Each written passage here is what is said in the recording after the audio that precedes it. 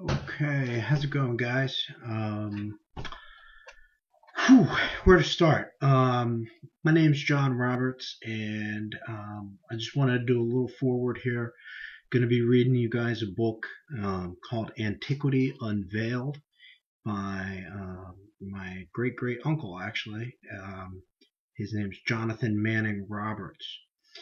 And I'm reading this book because I think it's of invaluable proportions, especially right now with everything happening in 2012 and everything. There's a lot of channeling going on. I've talked before about how it's convoluted and a lot of it is unreliable. Still a lot of good stuff out there, though, so I don't want to undermine that. But what I wanted to do is just kind of talk a little bit about Antiquity Unveiled and give you a kind of an overview, how I see it, and just give you a little forward on that. When I read the book, I'm not.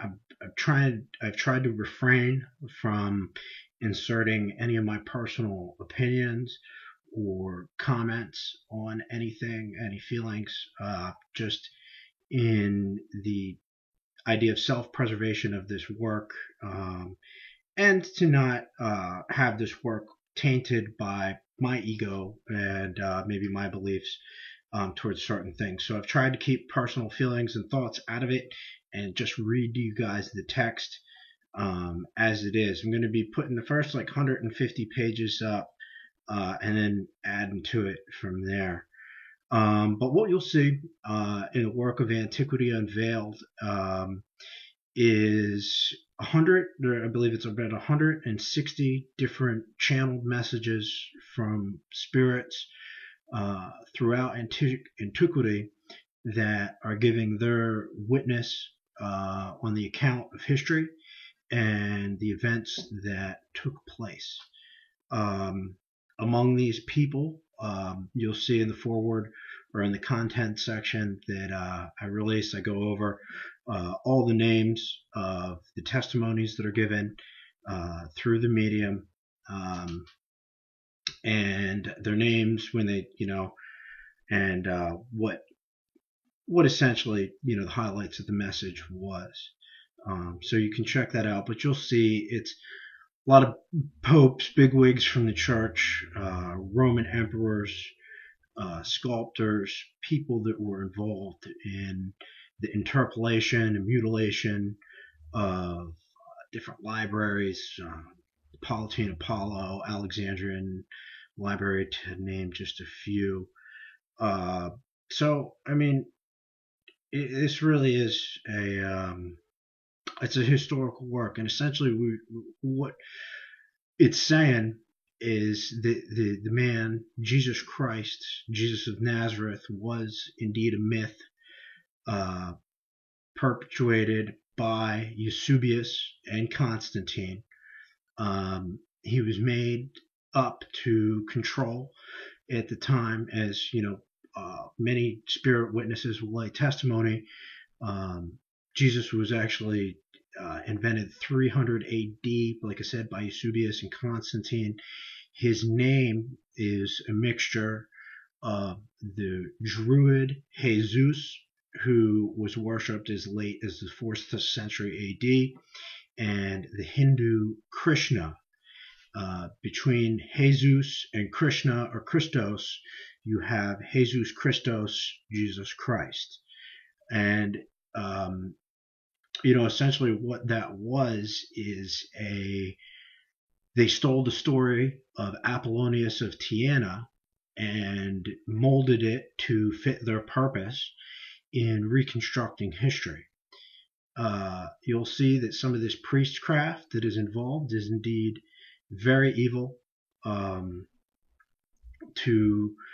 It's one thing, I think, to affect someone's life, but it's another thing to affect them, their life, as well as their spirit, like does when you get involved into these different kinds of worships and things. They didn't want people to have power. They wanted to suppress the truth. And that's why they covered up Apollonius and a lot of his message, especially on ascension and the human potential. It was very scary to them. So they wanted to conglomerate everything and be able to control it. And that's what we'll talk about. They stole a lot of the, Matthew, Mark, Luke, and John are originally Buddhistic. We'll talk about the idea of a divine man born of a virgin and sacrifice to appease the sins of humanity, or for the sins of humanity to appease an angry God. As I mentioned, Jesus of the Druids, he was also in a similar vein, as well as Prometheus and the Skag, and Christos, all divine man, born of a virgin, sacrificed for the sins of humanity. You'll see that idea it's kind of BS. There is no divine man for the sins of humanity, that we all are divine. We'll talk about Apollonius. He did in his testimony. We'll talk to him, or not talk to him, but we'll hear his testimony in regards to some of the miracles that were performed. One thing that I think is very important to note, and has been a big confusion over the years. People that were mediums and acting in that capacity kind of felt that they were channeling God, when that was incorrect. In fact, they were channeling other disincarnate entities. And as is the case with Apollonius, when he was performing his miracles, as far as I can ascertain, it was through a mediumship, that he was going into a medium trance state, and he was channeling enlightened spirits such as Buddha to perform the miracles through him. So it wasn't actually him performing the miracle as much as he was the conduit for that, if that makes sense. So we're going to talk about that. In relation to the divine man born of the virgin, we'll also see when we look at Christianity, the heathen origins of that, where they borrowed from paganism.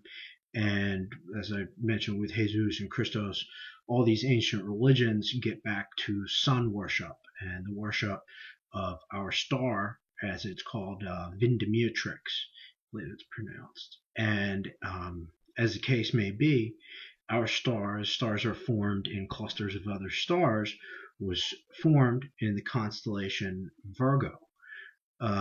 So that's where you have our sun, S-U-N, born of the Virgo, the constellation Virgo.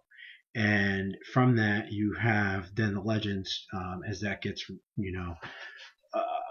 transformed, or I don't know what the word is, transcended, made into the sun, S-O-N, of the Virgin. So rather than our star coming from Virgo, it turned into a man, a son of God, of the Virgo. So that's where you get that. That made a lot of sense to me when I found. I said, "Oh, the son of the Virgo, son of the constellation Virgo." So we're going to talk about that. We're going to talk about the real Daniel in Zoroaster's testimony, as he was. A lot of these stories in the Bible, again, have been stolen from much other ancient accounts, such as the documents that Apollonius got in India. So also talk, so these are some of the highlights I thought were important that they touched on. The need for clean and pure mediums. When channeling, I'm not a medium, I'll just say that, but when mediums are channeling, there is always the risk that their personal feelings, biased, could influence the message. Hence, the spirits are really saying there is a need to, have clean and pure mediums, in that sense that they're not influenced by an internal agenda, and the message can come through as untainted as possible. Another very, very important thing that I'm learning in the spirit life, oftentimes spirits are dealing with the repercussions of what they teach in mortal life. To give you a positive example of that is Buddha, who taught that after death you go to a place of serenity, of peace, a magical garden of sorts where you build your power and you build up in strength and until you are ready to return to source. And there's a lot of spirits that will actually testify to this mountain of light around Buddha and him doing that. Conversely, on the negative side of that, some of these spirits that have promoted false religions and used their priestcraft to gain worldly positions are cleaning up that mess as well. So these are things that can go with you for a long time. So I think that it's very important for people to realize, what they're teaching to others is a lot of what they're going to reap. So really, the sky's the limit as far as your imagination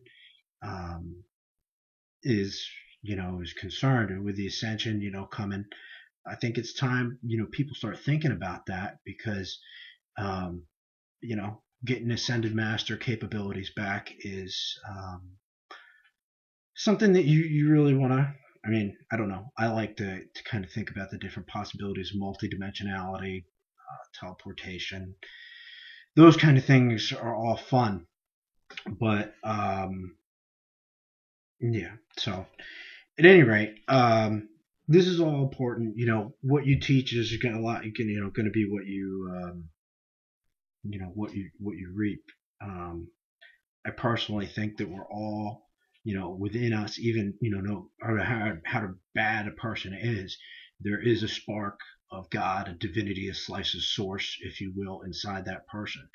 We all have this potential in us, and we're all going back to source, essentially, whether we like it or not. I think that we're gonna, we're really pushing for an accelerated way to this, accelerated way back to source, and to not make it drug out over long, painful lifetimes. But truth is, there's just so much we don't know with the whole 2012 and what it would even be like to be thinking with a 5D consciousness as opposed to a 3D, and how different that'll be.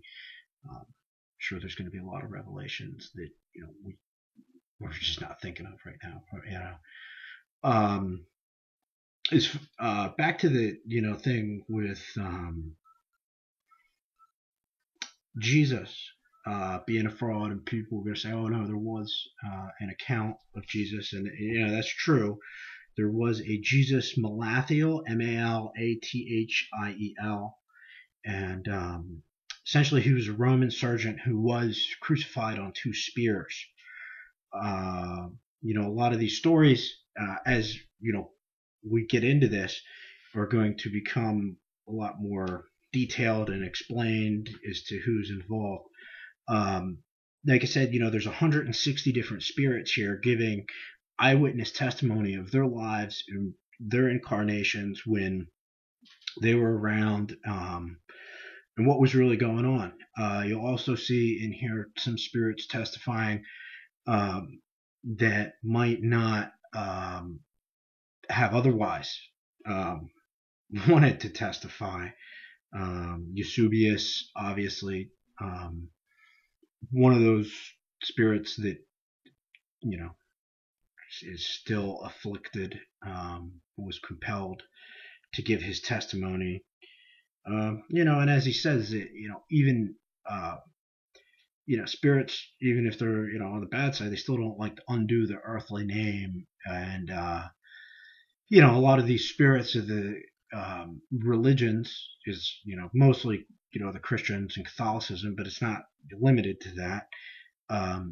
They thrive off of it. If they're in the afterlife, they want that praise, they want that energy. If they're still into that, I don't know, reality, if you will, so they push for it. And all of this is in the light of truth. And my hope with all of this is that it can be a beacon for you into truth, as it has been for me, to try and understand our past and what's really going on with the dynamics of today. So Um, I understand that a lot of these claims seem rather outrageous. Um, you know, but it all holds up. It holds water. And 160 spirits channeled through a young medium who was illiterate in 1800s. There was no Google back then. All these different, things that he knew, it was just impossible for this to have been corroborated by the medium or um, Manning, Jonathan Manning Roberts. I call him Manning. But yeah, so this is it's really important, and the reason it's so important, and the reason there's so many spirits that are coming back and testifying to all this stuff, is because it is screwing people and spirits over in the afterlife. These whole ideas of these fake religions and things, people are dying, they are being bigoted, they have these bigoted ideas and they're holding on to them. And it's sad if your spirit in the afterlife, 3,000 years or 2,000 years after the fact, still looking for Jesus when, searching around, he wasn't there. He never existed. It was all a propagation, a lie, created by, pretty much Eusebius and Constantine, and uh, perpetuated by the church. I've said before that it's, what better way to control the masses than to make them believe that you have control of their soul and where they go. And pretty much what the Vatican did is they put a stamp on that with Jesus, and they said, well, look, we have a direct connect with Jesus. You need to go through us to get to Jesus. And essentially, we are your gateway. And in fact, you look at, all the, it's sick with, how many Catholic priests are involved in raping all these kids. It's like, I look at the paper, it's like 95% of all these rapes are, these priests, and it really is just horrible. But I digress on that. these these beliefs are, if it wasn't a big deal, you wouldn't have spirits from 4,000 years ago coming back and saying, look, this is a big deal. It's hindering your evolution, and it's hindering, your soul groups, your humanity, if you will, however you want to call it. So it is. It is a kind of a big deal that we, transform this thought, and in the light of truth, that's what we need to do. I think anyone that takes an honest look at this book and goes through it all will have to agree, that this is a much clearer version of the truth than what we're told, and it really does stand up. So I invite all the critics to go over all these spirit testimonies. Don't just take it from me. Take it from Constantine himself. Take it from Eusebius himself. Take it from Pope Innocent. Take it from all these people that admit to a lot of what they did, and see how that resonates with you. I think that if you really do want to, put this to test, you're going to find that that it all adds up. So some other things, just to touch on, we'll talk about Jacob Capo, the sculptor who changed all of the Greek gods into apostles. Saadius Gaon, Saadias Gaon, shows, just so you guys think I'm not only blasting just Christianity, but more of organized religion as it deludes people from the truth. Shows that the Jews really have no history prior to 450 BC, that a lot of the Talmud and those things were borrowed from the Chandelians. Our communion was taken from the Eleusinian mysteries, things like that. And it's so all encompassing to really go over everything that's in this book. It's 608 pages, 160 different spirit testimonies, and then pretty much, some thoughts and verification on who those spirits were through history, when they claimed to live, how they were marked down in history, and a little background, that kind of thing. So, um, like I said, I think this is a very important work. Um, one of the really important things that I almost forgot. They'll talk about is the importance of helping children spiritually and not indoctrinating them in falsehoods and teaching them to give their power away. Um, and that's very important. And we've done our children a great disservice by letting these lies be perpetuated and spilled upon them and taught to them as truth when in fact it is not. And to look, we need to teach them to look more within them for the answer, not to an external source or a mythical man for some, made up redemption that a church, official or whatever wanted to use to propagate his power and his lies.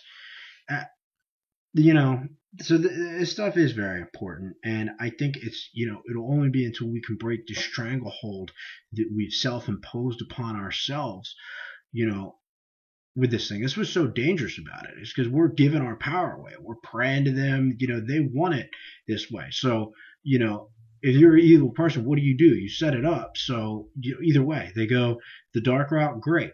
If they want to be good and go the light route, then they're going to pray to your made up God and give you energy and pay you money for this salvation. You take their power away. It's really a sick thing that these churches have done. And I think the word priestcraft, sums it up quite well. And it's a type of witchcraft, a type of black magic, and I would say is unprecedented. It's right up there with, even beyond Crowley and all those other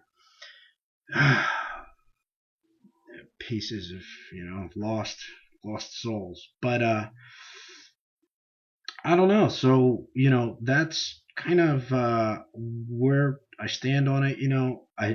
This isn't, a lot of people will say, oh, you just like to talk shit and stir the pot and that kind of thing. Honestly, I understand this is controversial. That's not my intention. I mean, I have a cross tattoo here on my arm.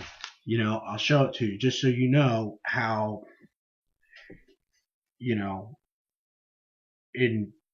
indoctrinated, I was, for a long time. I thought that was the way. And,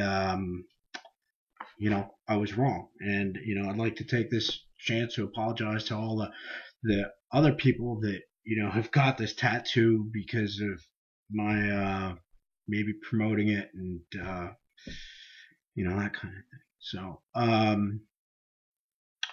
with that said, I think, that we can leave it there, that a lot of the things that we, maybe thought were true haven't been, and this is just going to really challenge you to rethink your reality and what you've been told. Again, it's never God that I don't trust. It's men. So let's take a look at the history here, and hopefully you all can take something away from this that will better your souls. That, a lot of things we do in this life might, help for, a little while, but, maybe this can be one of those things that can really, you'll be glad you did thousands of years from now, that you decided to have this shift in consciousness and just trying to look at the truth. I think that's what's it's ultimately what's at stake here and what's most important. So, for the best, thanks for listening, and guys, take it easy.